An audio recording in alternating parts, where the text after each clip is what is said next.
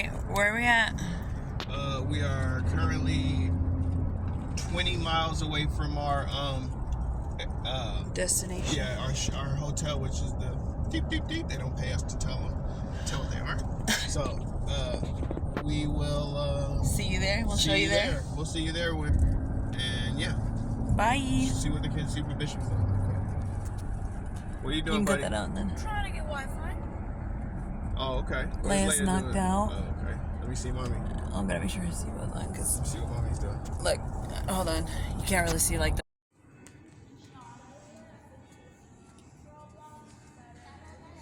Hi. Look how cool this is.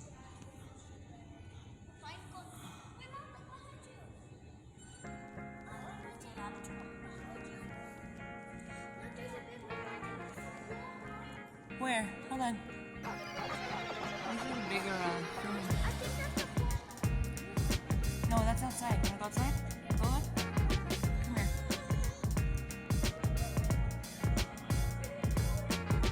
This way. We'll go check that out in a second. Look. There's a truck.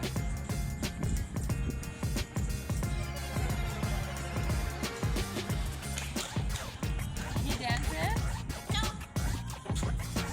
Go, leg, go, leg, go, leg, go. Get it, girl. There's Daddy.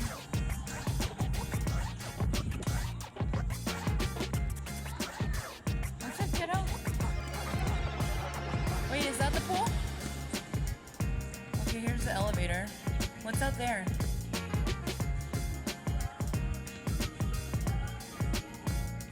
I think so. Or no, these are... Here, let's go there. Let's go check it out. Poolside, straight ahead, look.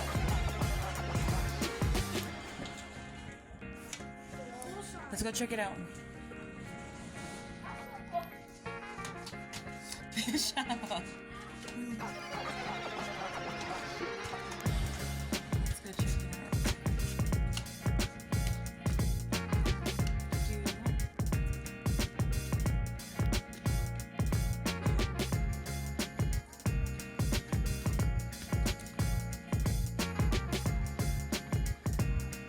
This is cute.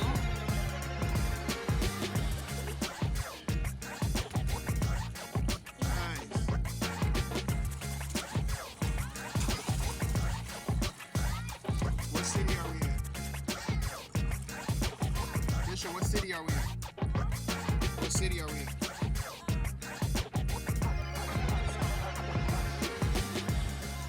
Yeah, mommy told him.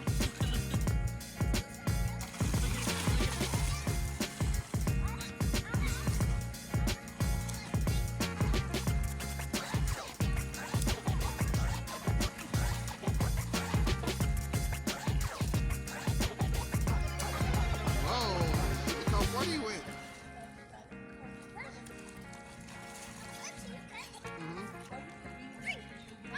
Watch out, mama, watch out. Watch out. Come on.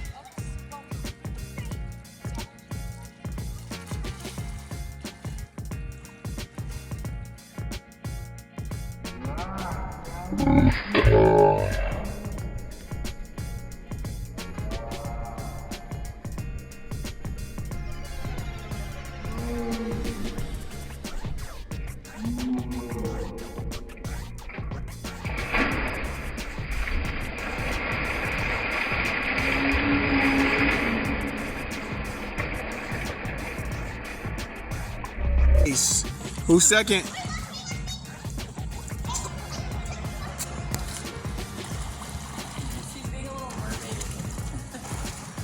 Wasn't a cannonball. Son, what are you gonna do?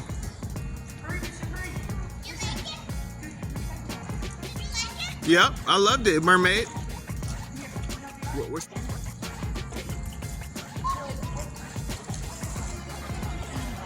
Let's go, buddy. Do a nice one, baby. Don't run though.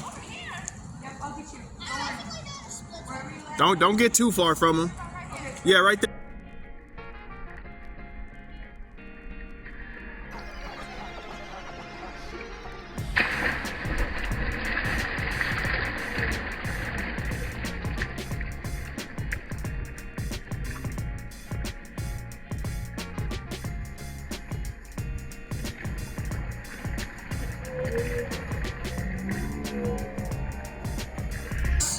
You okay, Lele? Go ahead.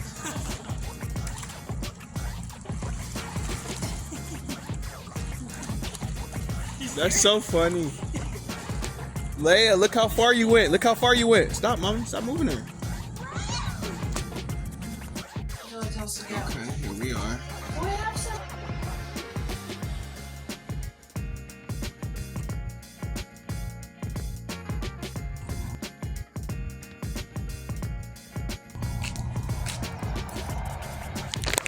Here we are at the Copper Queen Mine, Bisbee, Arizona.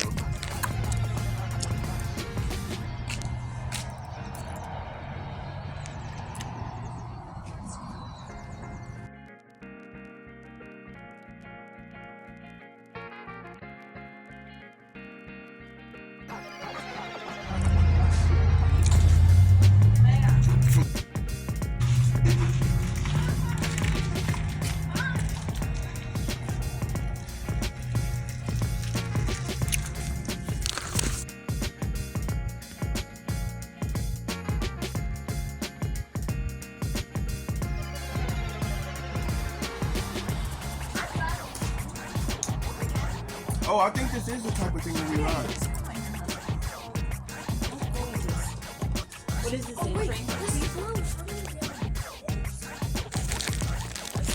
Train is not for me.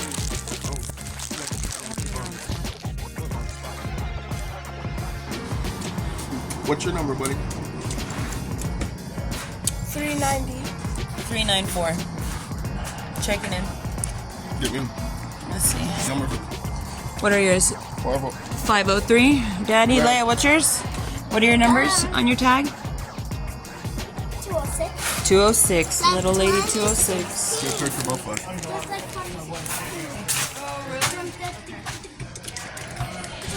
I'll take the picture. Yeah, thank you, Leia.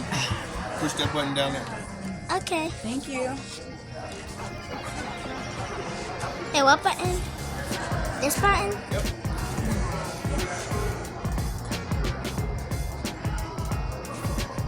Thank you. Let me get one of you on Bishop. Look with the mountain behind them. Tap the mountain real quick that we can get the, yep. And then get the beat. Alright, now they got you on this train. I want you to look up above that door. It says 1915. That's when you're going into this mine. When I bring you out of this mine, it's going to be 1975.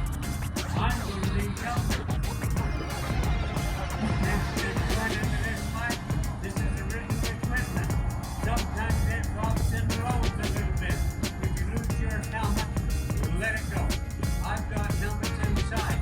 If you drop anything, don't bend over the big step. My partner's coming in on a separate motor. Just to lift the back. Pick it in your step, pick it up, and bring it to us. Unless it's your wallet. Then I'll never see him the rest of the day. Now you can take all the pictures that you want in the mine. Don't take pictures in my partner. He's got a warrant. I can't afford to lose him yet. Are you folks ready to go? Yeah. All right, let's get going. Take care of the car.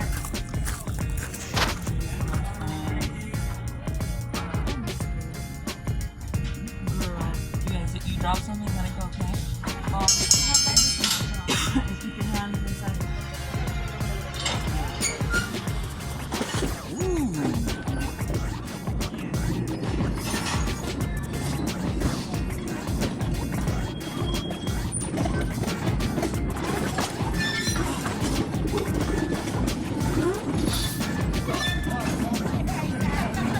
Oh, wow, it's cold in here.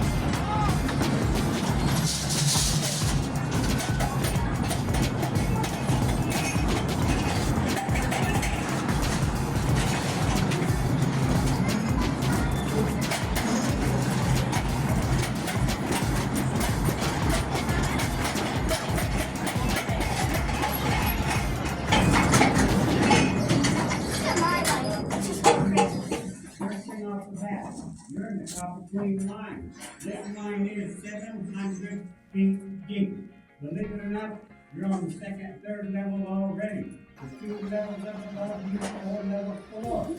All the levels in this mine, as well as the rest of the mines in Bisbee, are 100 foot apart. Also in this mine, there's over 240 miles of railroad track. But if I talk to you about all the mines in Bisbee, there's about 5,000 miles of rail underneath you. Now as you sit here in the dark, your eyes are getting used to it. Look way up ahead, there's a light. Now that's not the light at the end of the tunnel. That happens to be the original Boom shaft.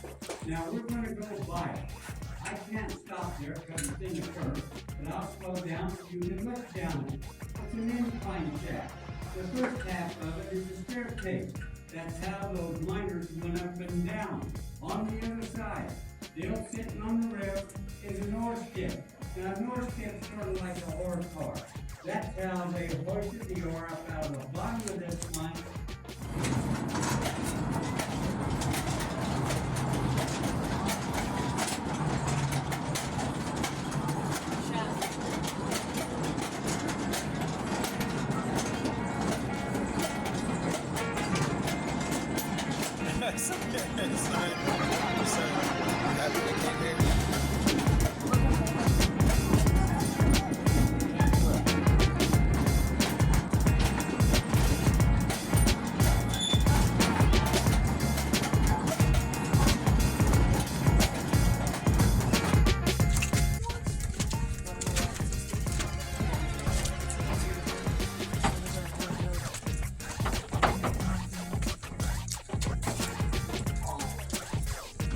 Whoa.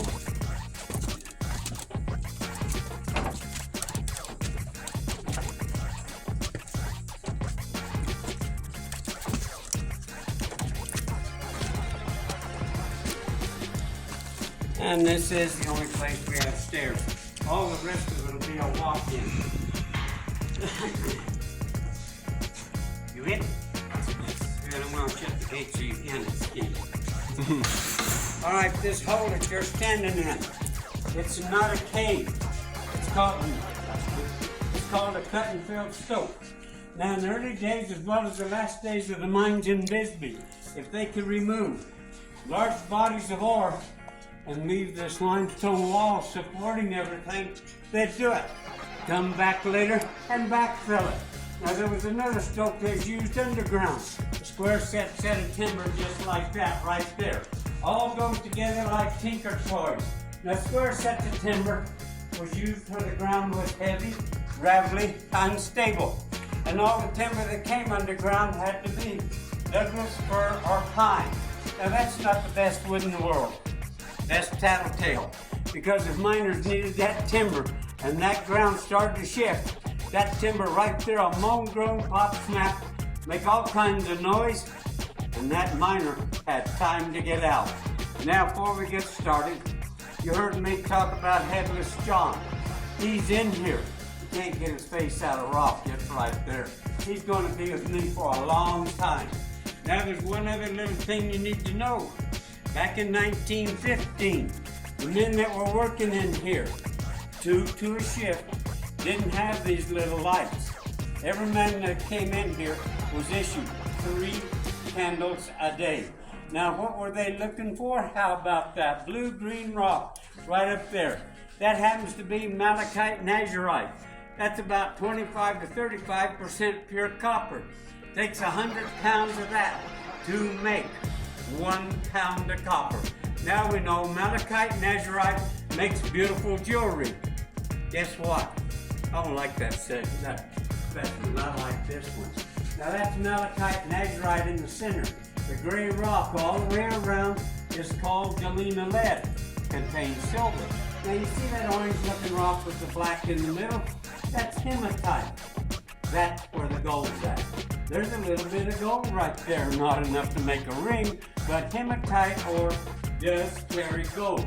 Now then, back in 1915, let's say that shift boss comes into these 2 men and says, look, we got to go this way. We want you to start drilling and blasting. Well, in 1915, folks, that's the first drill. And the first jackhammer is a 4-pound hammer called a single jack. When a man would start out, he'd hit it, twist it, hit it, twist it, hit it, twist it. Why is he twisted? Well, number one, doesn't want his steel to get stuck. Number two, he's got to make a round hole. Dynamite's round. Once he's got that hole started, they say, let's pick up the speed a little. We're going to give you a longer piece of steel. But now, we're going to give you a Get back, son. Get back, son. Get back. A 12-pound sledgehammer called, what are you doing? Called a double jack. Now this becomes a two-man operation by candlelight. One man's going to stand here and turn it. The other man's going to stand back here and hit it. I wanted to demonstrate this a little bit. You notice my partner didn't come up here? Oh yeah, he's been at this for 2 days. He already told me he's got a sore thumb. Probably does. Folks, don't you know, the man that had this piece of steel in his hand turned and told that gentleman that had this hammer, you might be swinging it today. Remember, it's my turn tomorrow. Don't miss. There was a lot of fingers and hands that got hit. And in around 1920, this machine came underground. This machine started saving lives.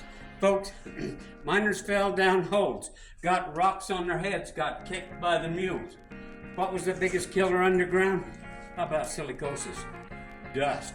When this machine came underground, run with air, but it had water going through it, all the way through to the end of that drill steel, therefore eliminating drill dust and extending the lifetime of a miner.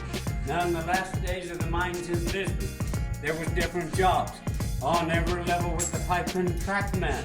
His job, keep the rails in good shape, air and water lines to these machines. On every level was the timberman. His job, keep the timber along the rails in good shape so that train to keep it running. Every level had a motorman, and all he did was drive a train. But he's got a partner called a swamper. Now that swamper's job is to load and unload mine cars. You're going to hear a little bit about that job a little farther down the rail. Now, bear in mind with me, in the last days of the mines in Bisbee, base pay for a miner was $45 a day. Also, in the last days, there was only 3 kinds of a miner. First type of miner, the stope miners. 4 men to a stope. 2 working day shift, 2 night shift, and they rotated every 2 weeks. Now these men that were in the stopes were given a standard. The company wanted them to remove so much rock in a 2 weeks basis. At the end of 2 weeks, they tallied up their tonnage. Anything that went over that standard, they got paid a bonus of $10 a ton per man, plus their $45 a day in wages. Now you got a second miner in these mines. That man up there in the hole, he's called a raised miner. Now him and his partner only work day shift. Their job is to drive a hole from one level to the next level, normally up to an ore body or through an ore body. And as they go up, they got to put in air and water lines, carry ventilation, put in ladders, put in landings, put in a chute. That piece of equipment he's got holding in his hand is called a stoper. Weighs 180 pounds. Takes 4 pieces of steel to drill a 7-foot hole. But it does run with air and water. Now those men were given contracts. The company wanted them to advance up 6.5 feet a day. At the end of 2 weeks, when they measured from A to B, anything that broke over that threshold of 6.5 feet, they got paid $100 a foot bonus per man, plus their $45 a day in wages. Sometimes, folks, they did quite well. Now you got the third one on this one. I went to work for Self-Stock Corporation 2 days right out of high school. And against my mother's wishes where I go, I went underground. I quickly become a miner. I worked in the cut and fill stope, in the timber stope, and then somewhere along the line of my younger days, I got into a group of men called the Rough. That's 6 men. Our job was to go to anywhere and everywhere there was a wreck. I got an easy. Our job was reach in the back up to my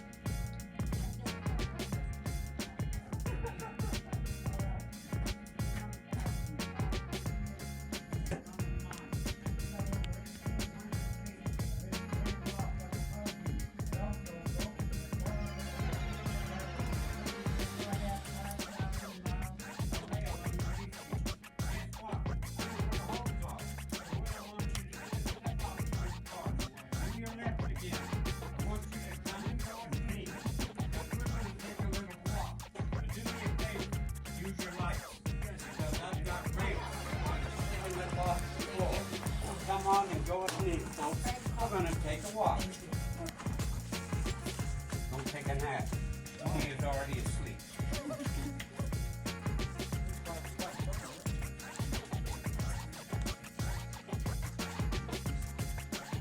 Bishop.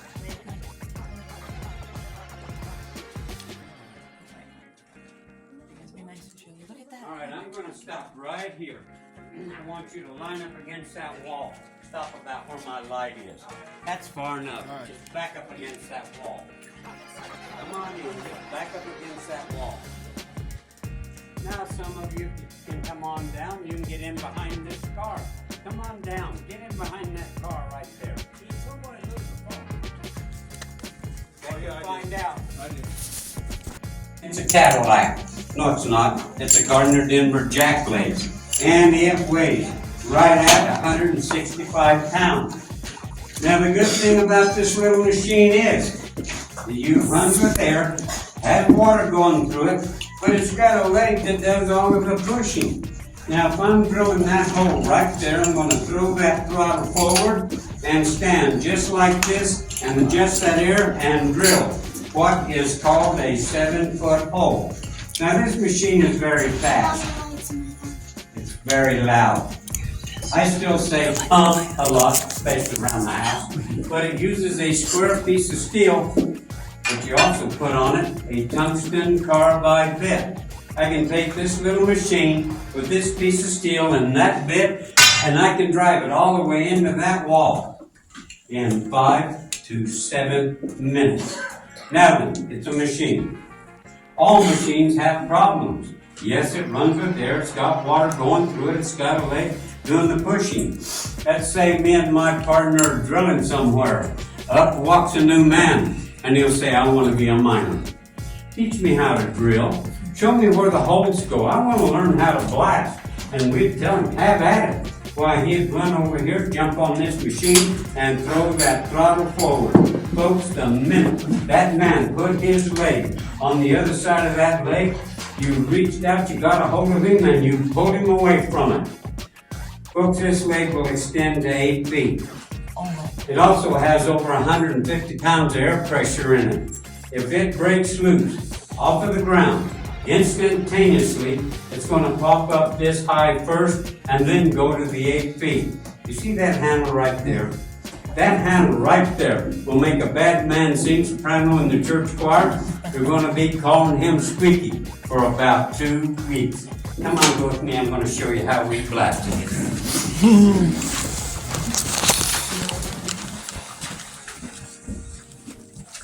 Missed holes. Oh, wow.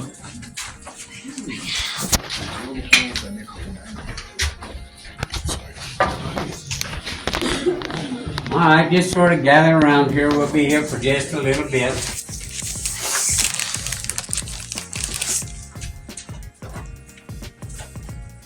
Now then, folks, see this wall? It's got these fuses in it. That's called a face. Everything in front of a miner is the face. The back is the back, the bottom is the floor, but the sides are called the ribs. And if we was to blast this and get what I wanted, I could take that square set of timber right there, twist it, and go right into that wall. Now that's the back hole, the breast hole, the 2 relievers, the skimmers, and the lifters. This right here, folks, is not a funny face. It's called a 5-hole burr. It's drilled in this hard rock for a reason. When this center hole goes off, it will break to those 4 dummy holes. Now the idea of this is, since I'm wanting to move ahead 7 feet, I've got to create a cavity right there, 7 feet deep. Then I'm going to blast 1 hole at a time. If I tried to blast them all at one time, I wouldn't get a foot of that rock. That dynamite will blow right out of them holes like a shotgun blast. Now in the early days, I'd take a stick of dynamite and a cap and a fuse, and I would put 1 in each hole, gently. Then my habit was, coming back to here, I'd take 14 sticks of dynamite, split them with a pocket knife, and as I put them in, I mashed them. I can mash new dynamite. It's fairly safe, and I'd probably put 11 in all the rest. Eventually, we quit using so much dynamite.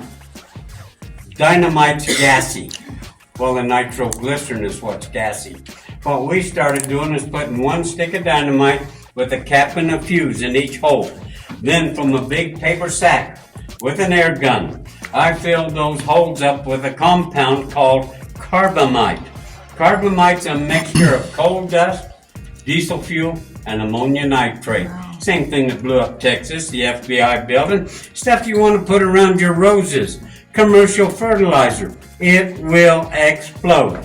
All right, let's say we got it all loaded up, and it's about 30 minutes before quitting time. Well, I'm going to step to the face with a little board like this called a spitter board. I'm going to take this first fuse that I want to go off, cut off about 18 inches of it and put it on that board. Then taking that piece that I cut off, I'm going to take this fuse, measure it out to be about a 1/2 inch longer. Throw that one down, pick up this one, measure this one out to be about a 1/2 inch longer than that last one. Every fuse that I'm going to cut and touch is going to be approximately a 1/2 inch longer than the last one. That way I have set this up so that when I light it, I'm going to start right there. Create that cavity, then one hole at a time, enlarge it. Now then, happens to be 15 minutes before quitting time. My partner and I both have a little rod like this called a spitter rod. Has a magnesium solution molded onto it. Burns at 1200 degrees. Why do we have this? Well, I've already talked to you about all that moisture we had in these mines. These old dynamite fuses are black powder. I've been a-cutting on them. That black powder absorbs moisture. I've got a wet bubble on the end of each one of these. I could stand here with an old Zippo cigarette lighter and never get them all lit. This, burning at 1200 degrees, go through that wet bubble. And I'll start out 1, 2, 3, 4, 5, 6, 7, 8, 9, 10, till I light 25 to 30 holes.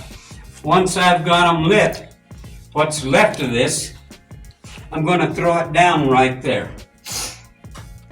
This only burns for 40 seconds. Oh, wow. Am I starting to tell you something now?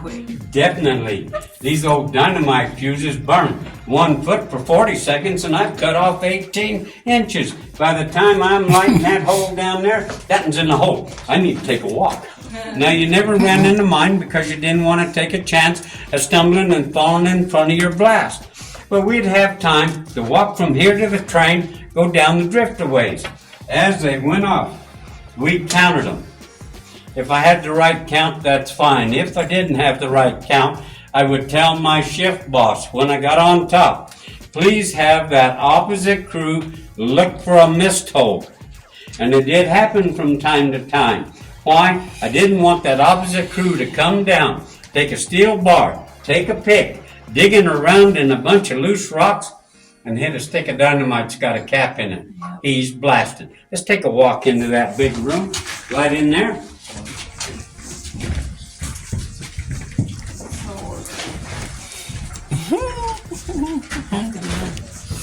We got a lot of room in here. Come on in.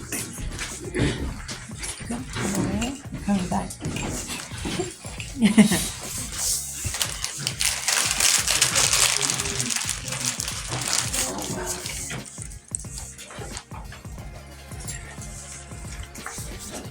It's a copper mine. Has anybody got any idea what kind of a rock I'm holding? I better tell you. It's called leverite. Leverite there has no copper value whatsoever.